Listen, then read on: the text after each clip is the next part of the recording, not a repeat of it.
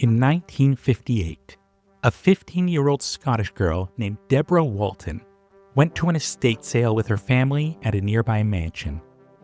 Amidst all the furnishings on offer, she found a robe with what she thought looked like Indian drawings on it and convinced her mother to buy it. For the next 40 years, she used it as a bed cover, a rug, and a blanket. Later on, she would discover that it was a Blackfoot war robe, and the drawings depicted Blackfoot warriors destroying their enemies. We know it was made before 1850, but we can only guess about how it made its way to Scotland. The ROM acquired it in 2006, and you can see it on display today. Now, the implications of this story are terrifying. It means that when you're stuck at a yard sale with someone who insists on looking for hidden treasure, it's not impossible that they're right, and the treasure that they find might wind up in the ROM. I'm Adam Weiser. And I'm Grayson Miller, and this is Muddy York.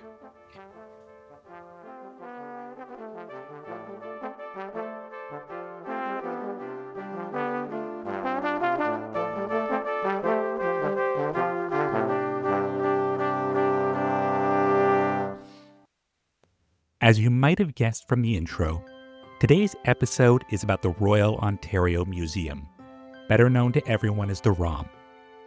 My biggest memories of the ROM are the dinosaur exhibit, which was very important to young Adam.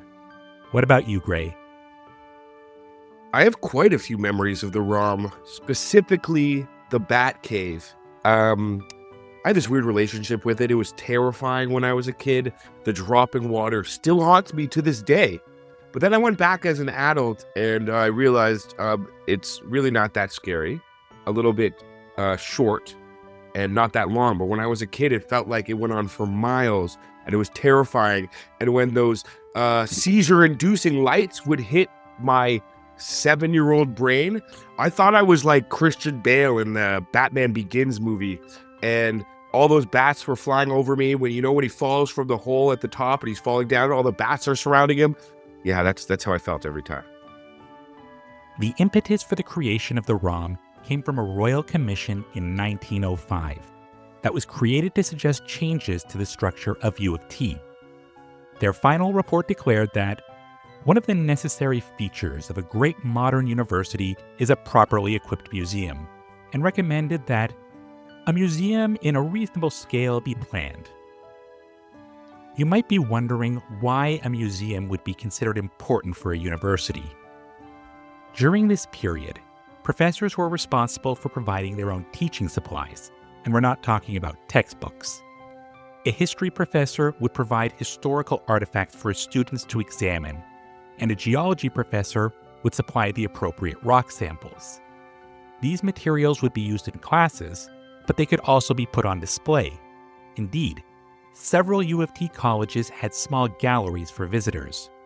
This was seen as a way to educate the masses about the latest discoveries in history and science. Professors would even conduct public demonstrations of their work. Two men would be the driving force behind the creation of the ROM. One was Edmund Walker. He was the president of the Canadian Bank of Commerce, which would eventually merge with the Imperial Bank to form the CIBC that we know today. He was also a member of the board of trustees for U of T. As a boy, he had a collection of fossils, and as a young banker in New York, he had seen the museums of Manhattan and wanted to create something comparable in Toronto. The other was Charles Curley, an Ontarian who wound up working on historical excavations in Egypt. He'd been a classmate of Walker's son and told the banker that Egyptian antiquities could be purchased on the site for a fraction of their cost in Europe or North America. Walker arranged to provide him with a $500 annual grant to acquire artifacts for U of T. Although this grant would grow to $1,500 in 1906 and $5,000 by 1908. Curley would routinely exceed his budget, buying artifacts on his own credit and hoping that the attention they attracted upon their arrival in Toronto would convince his sponsors to reimburse him. It frequently worked. Curley was a wheeler dealer, always on the lookout for a good deal on an artifact or a patron to fund his purchases. Walker described their acquisitions this way: "We bought the dumps, the interesting odds and ends neglected by the average buyer. We have bought priceless things for a bagatelle by watching and waiting and getting a hold of the right people. One of these pieces was the bust of a woman who would later be identified as Cleopatra. In 1909, Curley made a visit to Toronto and staged an exhibition of the many artifacts that he had collected. It was a big success, and Walker used the event as the impetus to convince the province and the university to provide $200,000 each to fund the construction of a museum. In 1912, Bill 138 at Queen's Park formally created the Royal Ontario Museum. It was to be governed by a board of trustees, half of whom were appointed by the province, while the other half were chosen by the university. Walker became the first chairman of the board. The site chosen for the museum was at the northeast corner of the university's property near Bloor and Queen's Park. Some people complained that this was too far from the city center, which is a mark of how much Toronto has grown over the last century. The plan for the museum called for an H-shaped building to maximize the natural light. However, it was to be built in 2 stages, with only the western half being built at this time. The building was described as a remarkably successful essay in modernized Byzantine, with not a little of the Romanesque flavor, and more than a suggestion of the northern Italian, its facades of bluff-colored brick and terracotta striking a new note in the architecture of the city. The ROM officially opened on March 19th in 1914, with departments of archaeology, mineralogy, geology, paleontology, and natural history. The original collection came from U of T as well as some pre-existing museums.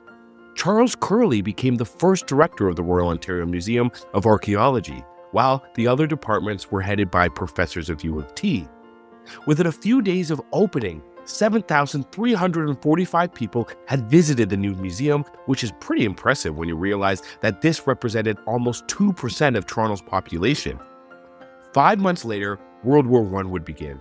Despite the financial limitations imposed by the war, the ROM continued to thrive thanks to a stream of donations from prominent Torontonians who wanted to be associated with the prestigious new institution. Curley, in particular, was very good at cultivating rich patrons who could be convinced to donate money or artifacts from their personal collection. In late 1918, a local woman named Margaret McLean approached Curley about becoming a museum guide. The various department heads didn't like the idea of some impertinent woman intruding on their fiefdoms, so they declined. However, McLean continued to study in the museum, and over time she wound up leading a host of informal tours. Eventually, the Board of Trustees gave way and hired her because she was doing the job anyways. She would lead tours for 3 days a week, including a special tour for children on Saturdays. Margaret McLean would become the first in a long line of volunteer tour guides at the ROM. Now, it's worth remembering that the early ROM was a very old-fashioned museum. It presented historical or scientific artifacts, usually behind glass, and with carefully typed labels providing the date and location of the discovery. There was no attempt to engage visitors or provide background for the objects. You certainly weren't allowed to touch anything. Visitors were there to observe and appreciate the knowledge on display. In 1929, the decision was made to expand the museum by completing the second half of the H. The building had become overcrowded, and staff weren't shy about pointing this out. At one point, the provincial government told museum directors to stop asking visitors to write to their MPP to complain about the crowding. However, by the time construction began in 1931, the Great Depression was in full swing, and the museum expansion became a make-work project to alleviate unemployment. All of the building materials had to come from Ontario, which is why the exterior walls of the new building were covered in limestone from Queenston and the Credit Valley. All the excavation work was done by pick and shovel, and men worked shortened shifts to maximize the number of workers who could be employed on the project. This is the portion of the building that sits right at the corner of Bloor and Queen's Park. It cost $1.8 million and opened on October 12, 1933. The entrance was in the center of the east side of the building, and it had inscriptions carved above the door reading, "The record of nature through countless ages, and the arts of man through the years." This was the idea behind the museum, to present human history alongside natural science. Once you passed through the rotunda at the entrance of the new building, you could climb stairways on either side that circled around 4 great totem poles. These came from BC, where they had been floated down from the Portland Canal before being towed to Prince Rupert. The poles were then cut into segments for transport by rail. Because the building wasn't ready upon their arrival in Toronto, they were soaked in petroleum and covered in floor wax before being wrapped in burlap and padding to protect them from the elements. And I guess that's why when you're there, if you look at it, I always wondered why this was the case. But if you look at the totem poles when you're in the museum, they do look darker and more waxy than totem poles I've seen in other situations. By this time, Margaret McLean had been replaced by a new guide named Ruth Home. She was an innovator who had endless ideas about how to grow the museum's reach. She convinced CN Railways to offer special cars to bring school children to Toronto to visit the museum. She also promoted the Saturday Morning Club that provided educational activities, art projects, and science experiments for children. It became so popular that the museum had to cap its size, and parents rushed to enroll their children before it was full. Naturally, the department heads were horrified by her cheekiness and appointed a man to oversee her. She promptly quit and took her talents to the Ontario College of Art. In 1936, Curley heard about a prospector who found a Viking sword, axe, and shield in the town of Beardmore, north of Lake Superior. This was before L'Anse aux Meadows had been discovered, so these artifacts would have been the first evidence of a Viking presence in North America. Curley paid $500 for what became known as the Beardmore relics. The artifacts were confirmed as legitimate and put on display at the museum. The problem was the prospector who discovered the relics was a disreputable character, and his story about how he found them kept changing. However, Curley insisted that they were real, and they remained on display until 1956. In that year, the prospector's stepson confirmed that his father's story was fake. The Beardmore relics were real Viking artifacts, but they had been acquired abroad. After the Second World War ended, there was a movement among department heads to try to strengthen the museum's independence from U of T.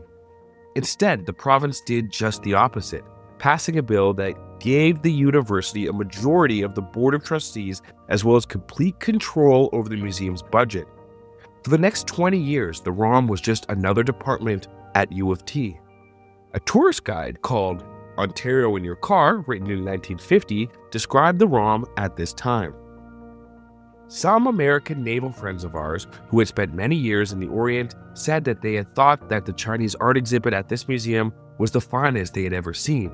But this is the only one of the many and varied exhibits that are housed here.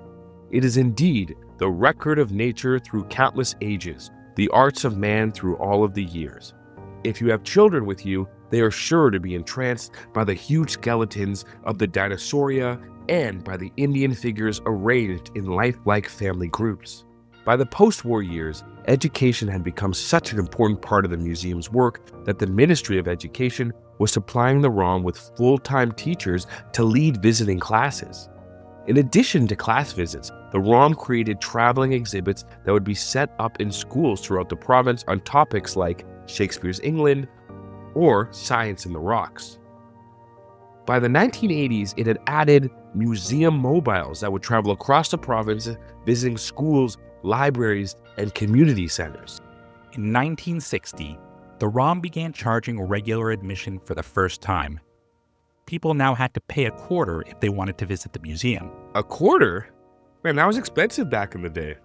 They must think I look like Howard Hughes. Nope, he had a better mustache. The 60s were also when the ROM began moving away from old-fashioned museum displays. The Dinosaur Gallery became one of the first of a series of more interpretive displays. Dinosaur fossils were now staged in dynamic poses against backdrop paintings and models of landscapes and vegetation. The ROM also hired a designer named Harley Parker to modernize some of the galleries. With help from his friend, Marshall McLuhan, Parker began adding films, telephones, push buttons, sounds, and smells to displays. By museum standards, this was the swinging 60. One day in the early 60s, a man calling himself Mr. English appeared at the museum and said that he'd heard that the ROM was interested in establishing a planetarium. He had a friend that he thought might be able to help. When asked how much it would cost, the museum official took a guess and said between $1 and $2 million. 2 days later, Mr. English appeared with a letter from Colonel Robert McLaughlin offering to pay for the whole thing. McLaughlin had created the McLaughlin Motor Car Company in 1907, which subsequently became part of General Motors, of which he was president for 22 years and chairman of the board for another 27. Simply put, he was loaded. Eventually, he would donate $3.25 million to build and operate the McLaughlin Planetarium, built directly south of the east wing of the museum. By the time it opened in 1968, the space race was nearing its peak, 1 year before Neil Armstrong landed on the moon, and the planetarium became phenomenally popular. 1968 was also the year that the ROM gained its independence from U of T. It had long suffered under the university's control.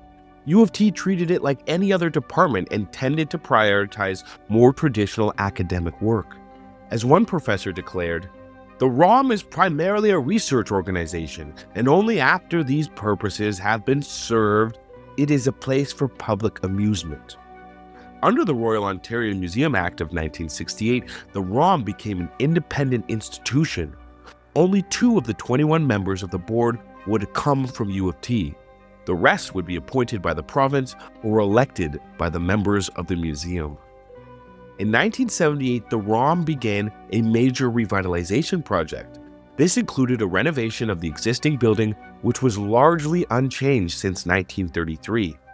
The renovations required the museum to close for 20 months, from January 1981 until September 1982. It also required the museum to keep track of 6 million objects as they were removed from the galleries, put into storage, and then returned to the building once the renovations were complete.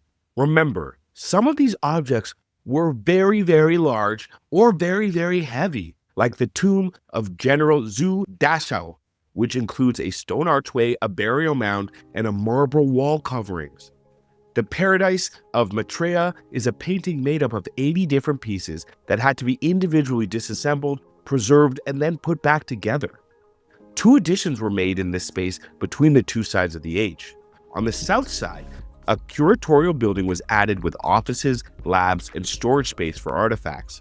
On the north side, the Queen Elizabeth II terrace galleries were added to create more display space. If the terrace galleries don't seem familiar, that's because they were knocked down during the 2000s. In 1988, the Bat Cave, my personal favorite, was opened, filled with rock model sound effects and hundreds of wax bats. It's a recreation of St. Clair Cave in Jamaica and one of the most memorable parts, as I mentioned, of the visit to the ROM. In 1995, the ROM was forced to close the McLaughlin Planetarium in response to provincial budget cuts and declining attendance. Laser shows set to pop music like Laser Floyd or Dark Side of the Moon were popular, but they weren't enough to pay the bills. In 1995, the ROM was forced to close the McLaughlin Planetarium in response to provincial budget cuts and declining attendance. Laser shows set to pop music like Laser Floyd were popular, but they weren't enough to pay the bills. In the short term, the building would house the Children's Own Museum. However, 4 years later, it would be forced to close. Since then, the building has mostly been used for storage space, along with the occasional traveling exhibition. It was sold to U of T in 2009, and there have been numerous plans to demolish the planetarium and replace it with something new, but in classic Toronto fashion, nothing has happened. In 2000, the Renaissance ROM campaign was launched to expand and revitalize the museum. All of this work was going to be expensive, so the museum hired William Thorsill to be its new director. Thorsill was chief editor of the Globe and Mail, and he didn't have any experience running a museum, but he was good at publicity and he knew people in the right boardrooms, which would be crucial. In the end, Renaissance ROM would cost $270 million, which Thorsill successfully raised, at least officially, because it turns out that $23 million worth of donations were never actually paid. That seems like kind of a big deal, but I don't fundraise for a museum. Of course, the most famous part of this project was the Michael Lee Chin crystal, designed by Daniel Libeskind. Set at the new main entrance along Bloor Street, the crystal was, and in some corners remains, a controversial addition to the building. Condé Nast Traveler magazine called it one of the 7 architectural wonders of the modern world, while the Washington Post called it the single worst piece of architecture of the decade. Personally, I hated the idea when it was proposed, but when it was built, I actually kind of like it. I don't know, it's obviously a big clash with the rest of the building, but it's kind of distinctive. What do you think, Ray? I kind of a minor kind of connection to the crystal. My dad went to school with Michael Lee Chin when Michael Lee Chin spent time in Ontario, and it was always just something that was spoken about in my household, that there was this African, Caribbean Canadian, obviously with Asian roots as well, making this huge contribution to the city. It was something that was talked about a lot in my house, and honestly, I like it. I thought that it was a big, bold change. Toronto always falls into doing something boring, and this wasn't boring. This was exciting. And really, when the light hits it on specific days, and it's that mix of the old with the new, I think it's quite spectacular. Even if you liked the crystal, there were still problems. The museum entrance could be cramped and disorienting, and falling ice proved to be a hazard, which is why a 3-year renovation plan called Open ROM was launched last year. It will try to address these problems, as well as adding an atrium, a water feature, and assorted other doodads. The most recent permanent addition to the ROM is the Dawn of Life Gallery, which traces 4 billion years of evolution and has been praised for its immersive display and extensive collection of fossils. And truly, the ROM is a place that's always had a nice, fond place in my heart. From the early days when you'd enter in off of University Avenue and all the schools would line up there, and you'd enter in and you'd see those 2 staircases with the 2 totem poles spiraling up, shooting right up into the ceiling. When you're a little kid looking way up high, it was quite spectacular. And the dinosaurs and obviously the bat cave was very key. And even as an adult in my, I want to say in my early 20s, late 20s, when I first started dating my wife, they had these great events once a month. I think it was like Wednesday night at the ROM. I should get the actual name right. But you'd go with your partner or your friends or whoever, and you get to experience a night at the ROM, a night in the museum with food and drinking and music. And honestly, it was a highlight. It was quite the experience, and it was something that was more enjoyable than I thought it was going to be when we arrived. So definitely, the ROM has got great programming, and I think it is a cultural touch point in the city, and something that almost every child that goes to public school in Toronto gets to experience. So keep up the good work. Well, guys, that's it for the episode. Thank you so much for listening. With some housekeeping, we're going to be launching a TikTok and an Instagram, so keep an eye out for that. Also, we are getting sponsors. Our first sponsors will be rolling out very soon, so thank you for that. The podcast is growing. Your listens definitely help, and we're finally turning this into a little business, so thank you very much for that. If you keep loving us and spreading the word, we'll be able to grow more and bring you guys more stories. So thanks again for listening. We love our listeners. Shoot us an email, muddy_york@outlook.com, and we'll hit you up. We love getting your feedback on future episodes to do and all of that great jazz. Thanks, guys. We're so excited for the sponsors. Thank you so much, guys.